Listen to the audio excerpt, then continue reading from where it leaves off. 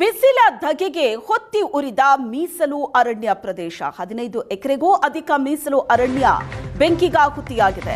ಚಿಕ್ಕಮಗಳೂರು ತಾಲೂಕು ಚುರ್ಚೆಗುಡ್ಡ ಮೀಸಲು ಅರಣ್ಯಕ್ಕೆ ಬೆಂಕಿ ಹೊತ್ತಿಕೊಂಡಿರೋದು. ಅಗ್ನಿಶಾಮಕ ಸಿಬ್ಬಂದಿ ಬೆಂಕಿ ನಂದಿಸೋದಕ್ಕೆ ಹರಸಾಹಸ ಪಟ್ಟಿದ್ದಾರೆ.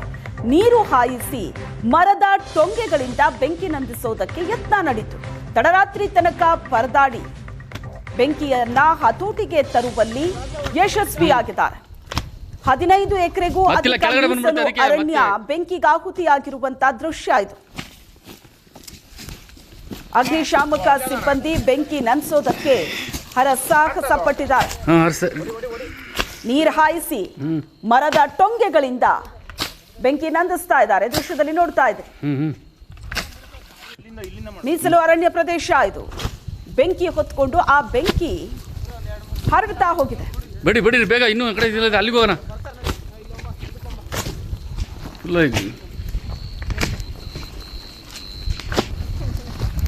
ಗಾಳಿ ಬಿಸಿದೆ ಇವರೇ, ಬೇಗ ಇದು ಮಾಡಿ, ಬೇಗ ಬೇಗ.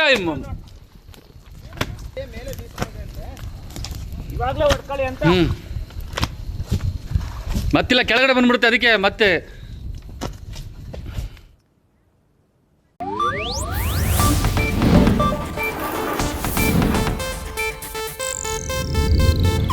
ಇದು ಏಷ್ಯಾನೆಟ್ ನ್ಯೂಸ್ ನೆಟ್ವರ್ಕ್ ಪ್ರಸ್ತುತಿ.